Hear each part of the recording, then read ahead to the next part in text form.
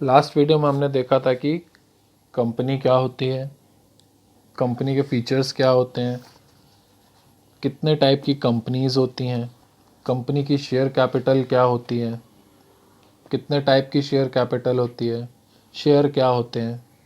तो बेसिकली हम लोगों ने लास्ट वीडियो में देखा था कि शेयर दो तरीके के होते हैं, प्रेफरेंस शेयर और equity shares.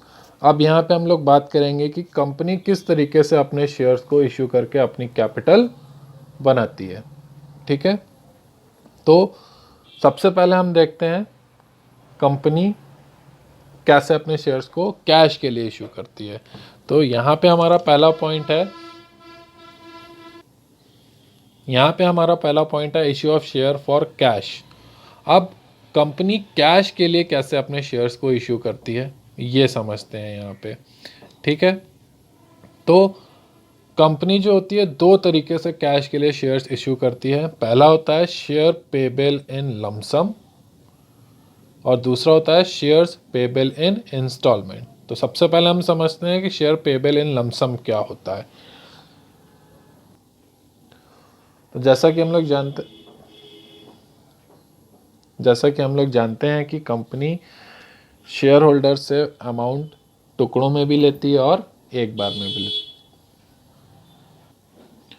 Shares payable in lump sum basically वो होता है जब कंपनी अपने शेयर होल्डर से सारा पैसा एक बार में ही रिसीव कर लेती है शेयर के अगेंस्ट में। क्लियर है? जब कंपनी अपने शेयर होल्डर से एप्लीकेशन के टाइम पे जितने शेयर उसको चाहिए उन सभी का पैसा वन टाइम में ले लेती है, ऐसे टाइप के शेयर्स को हम लोग बोलते हैं shares payable in lump sum. Clear है? अब शेयर पेबल इन लमसम की जो एंट्री होती है क्या होती है? सिंपल है, bank account debited to share application account. मतलब जितने शेयर होल्डर को चाहिए उसके अकॉर्डिंग उसने जितना शेयर चाहिए उसके अकॉर्डिंग जो अमाउंट आया उसको उसने कंपनी को दिया कि हमें इतने शेयर चाहिए। मान लीजिए किसी पर्सन को 100 शेयर चाहिए किसी कंपनी के और एक शेयर का जो रेट है वो 10 रुपीज़ मान लीजिए, तो 1000 हो गया हमारा 100 शेयर का प्राइस। तो उसने 1000 रुपीज़ कंपनी को दिए कि हमें आपके 100 शेयर चाहिए, तो उसने यहाँ पे अप्लाई कर दिया। तो जब कंपनी अमाउंट रिसीव करती है ऐसे टाइम पे क्या एंट्री करेगी? Bank account debited to share application account. मतलब जितना अमाउंट एक शेयर होल्डर ने कंपनी को भेजा है किसके लिए? शेयर्स के लिए। ठीक है, तो ये एंट्री होगी। इसका नरेशन क्या होगा? Being application money received. क्यों? क्योंकि कंपनी एक शेयर होल्डर से एप्लीकेशन अमाउंट रिसीव कर रही है कि जितने शेयर उसको चाहिए उसने उसका अमाउंट वन टाइम में ही रिसीव कर लिया है। ठीक है, अब जब अमाउंट रिसीव कर लिया तो वो शेयर होल्डर को शेयर्स भी देगी। ऐसे टाइम में क्या होता है? उस अमाउंट को कंपनी शेयर कैपिटल अकाउंट में ट्रांसफ़र कर देती है। तो इसके लिए एंट्री क्या करते हैं? Share application account debited to share capital account. ये सेम अमाउंट से ही आता है यहाँ पे। ठीक है, इसका नरेशन क्या होगी हमारी? Being application money transfer to share application account. Clear है? तो अब हमें समझ में आ गया कि कैसे कंपनी वन टाइम पेमेंट में ही अपने जो कैपिटल उसे चाहिए या जो शेयर का अमाउंट है वो वन टाइम में ही कैसे वो रिसीव करती है। तो ये हमें समझ में आ गया शेयर पेबल इन लमसम क्या होता है। अब बात करते हैं शेयर्स पेबल इन इंस्टॉलमेंट। अब ये क्या होता है? अब जब भी कभी कोई कंपनी अपने शेयर्स का जो अमाउंट होता है उसको कई पार्ट्स में रिसीव करती है तो ऐसे टाइम पे उसको बोलते हैं, ऐसे शेयर्स को हम बोलते हैं शेयर्स पेबल इन इंस्टॉलमेंट। अब इनकी जनरल एंट्रीज कैसे होती हैं? तो सबसे पहला आता है कि जब कोई कंपनी अपने शेयर को उसकी ओरिजिनल वैल्यू या पार वैल्यू पर इशू करती है। ठीक है, तो जब भी कोई कंपनी अपने शेयर्स को उसकी ओरिजिनल वैल्यू पर ही इशू करती है तो उसके लिए एंट्री हम क्या करते हैं? पहला ट्रांजैक्शन होगा हमारा when application money is received. जब शेयर होल्डर से कंपनी अपनी एप्लीकेशन मनी रिसीव करती है तो एंट्री क्या होगी? Bank account debited to share application account. ठीक है, तो आपके क्वेश्चन में ये स्पेसिफाई रहेगा कि अगर कंपनी लमसम में ले रही है या कंपनी इंस्टॉलमेंट पे ले रही है। अगर लमसम में है तो उसमें क्लियर दिया रहेगा क्वेश्चन में कि कंपनी जो शेयर अमाउंट है वो लमसम में है, या अगर कंपनी इंस्टॉलमेंट में ले रही है तो शेयर पेबल एट इंस्टॉलमेंट है, तो उसकी डिफरेंट इंस्टॉलमेंट आपको दी होंगी, किस रेट से कौन से इंस्टॉलमेंट में कंपनी अमाउंट कॉल कर रही है, ये भी आपको दिया रहेगा। ठीक है, तो यहाँ पर पहली एंट्री होगी, पहला ट्रांजैक्शन है हमारा when application money is received, तो इसकी जनरल एंट्री क्या होगी, bank account debited to share application account. ठीक है, being application money received. Second transaction है हमारा when shares are allotted to the application,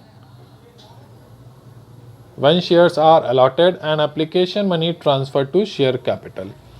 जब शेयर अलॉट कर दिए गए हैं और जो एप्लीकेशन मनी है उसको कहाँ शेयर कैपिटल में ट्रांसफर कर दिया गया हो, तो share application account debited to share capital. तो ये एंट्री तब पास की जाती है जब कंपनी एप्लीकेशन रिसीव करने के बाद शेयर्स को अलॉट कर देती है और जो एप्लीकेशन मनी है उसको शेयर कैपिटल अकाउंट में ट्रांसफ़र कर देती है। तो इसके लिए नरेशन क्या होगी हमारी, being application money transfer to share capital account. Clear है। थर्ड ट्रांजैक्शन आता है हमारा व्हेन अलॉटमेंट इज ड्यू। अब यहाँ पे शेयर्स का अलॉटमेंट हो चुका है।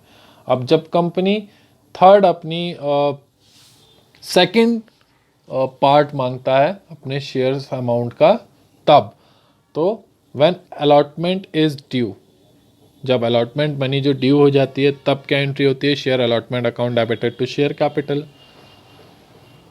तो इसके लिए नरेशन क्या होगी, बीइंग अलॉटमेंट मनी ड्यू। तो यहाँ पे अमाउंट क्या आएगा, जितने अमाउंट को उसने अलॉटमेंट के लिए डिवाइड किया है उतना अमाउंट जो होता है वो यहाँ पे फिल किया जाएगा। ठीक, अब जब अलॉटमेंट मनी ड्यू हो गई है तो नेक्स्ट ट्रांजैक्शन है हमारा when allotment money is received. जब ड्यू डेट पर शेयर होल्डर अपनी अलॉटमेंट मनी पे कर रहा है। ठीक, तो ऐसी कंडीशन में क्या होता है, ऐसी कंडीशन में क्या जनरल एंट्री होगी, bank account debited to share allotment account. Narration क्या होगी इसकी, बीइंग अलॉटमेंट मनी रिसीव्ड।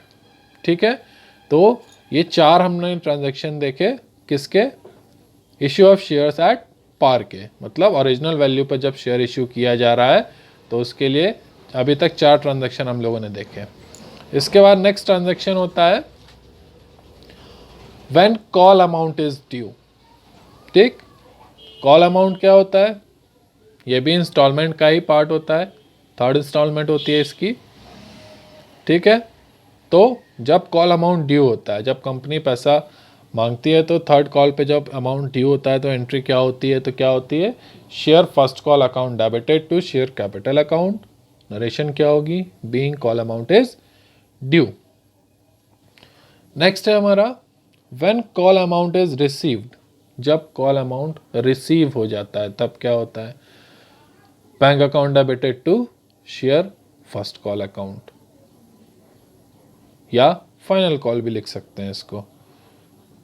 ठीक है, हो सकता है ये फर्स्ट कॉल हो सकता है इसके बाद कोई कॉल ना हो, ये फाइनल अमाउंट हो। ठीक है, तो इसको कॉल अमाउंट भी बोलेंगे, या इसको फर्स्ट कॉल अमाउंट या फाइनल कॉल अमाउंट भी बोल सकते हैं। ठीक है, तो इसके लिए जब अमाउंट रिसीव हो जाता है तो एंट्री क्या होती है, bank account debited to share capital account, being call money received. Clear है यहाँ पे। ठीक है, तो ये हम लोगों ने समझ लिया कि अब issue of shares at par क्या होता है, मतलब शेयर्स को जब उसके ओरिजिनल वैल्यू पे इशू किया जाता है तो क्या जनरल एंट्रीज होती हैं।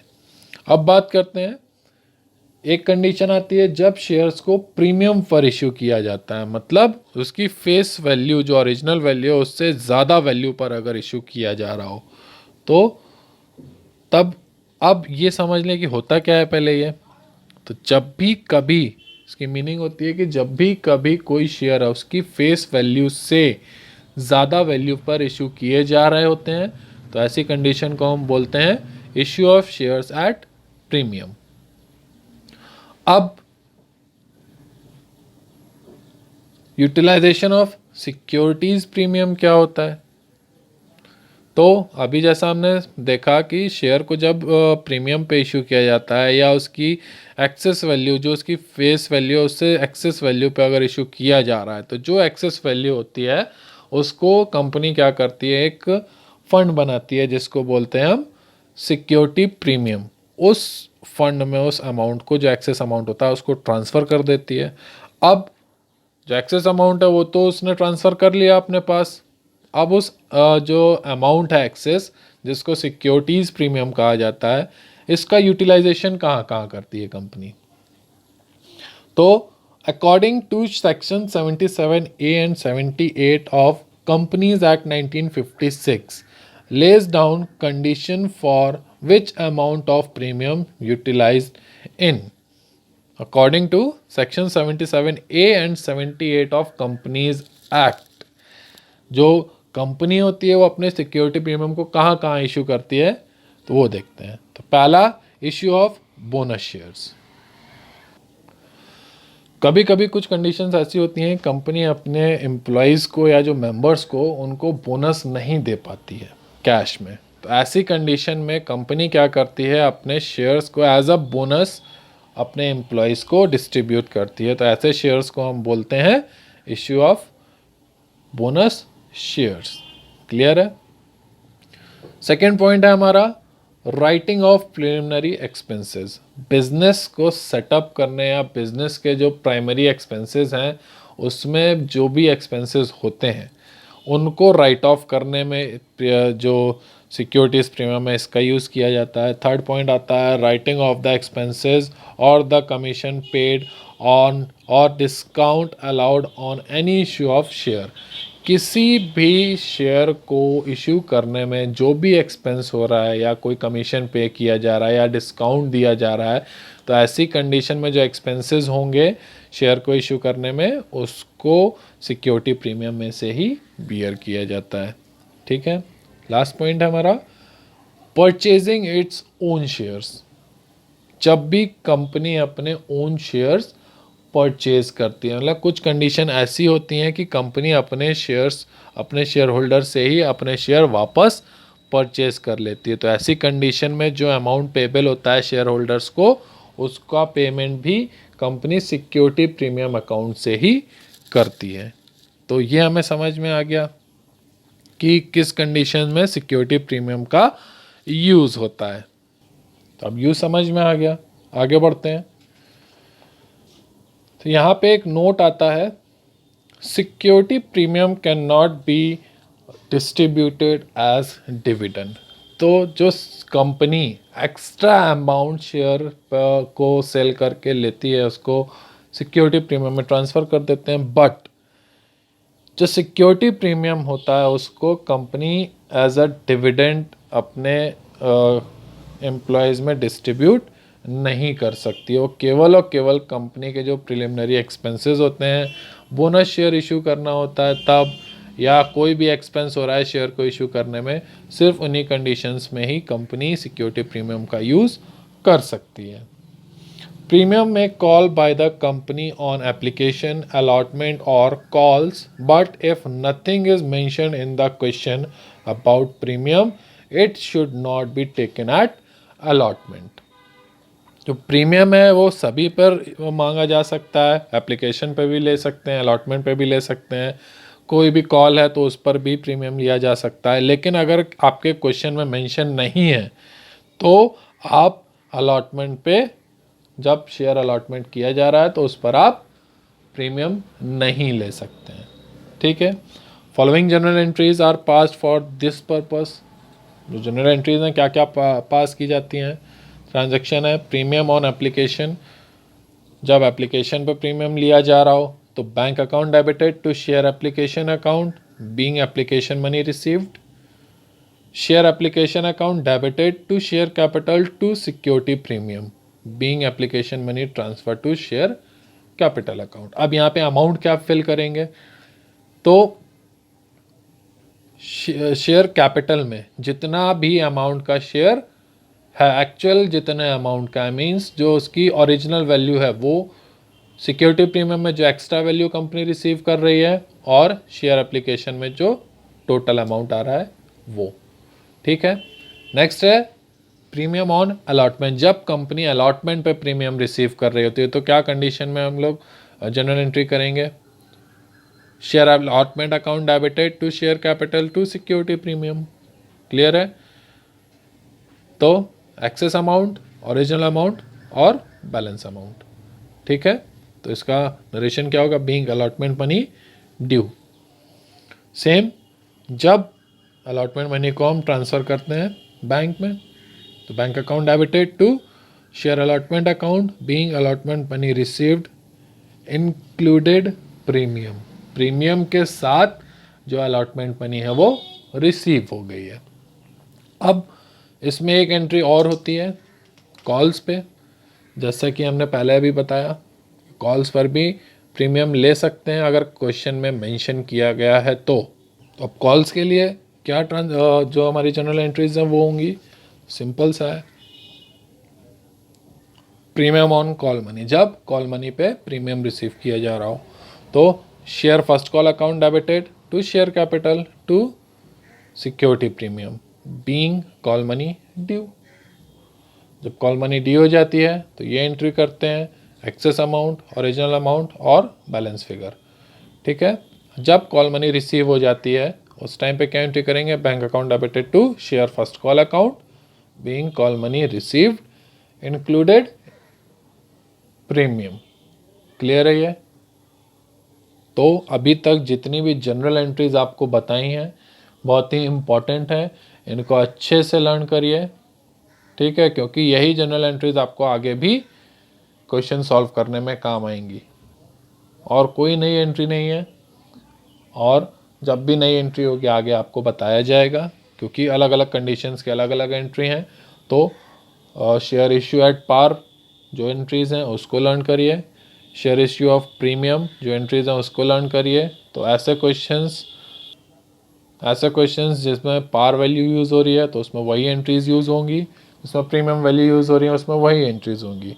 ऐसा नहीं है कि जनरल एंट्रीज़ यहीं पे ख़त्म हो गई हैं इस चैप्टर की, और भी जनरल एंट्रीज़ हैं वो आगे आपको बताई जाएंगी। Okay, thank you.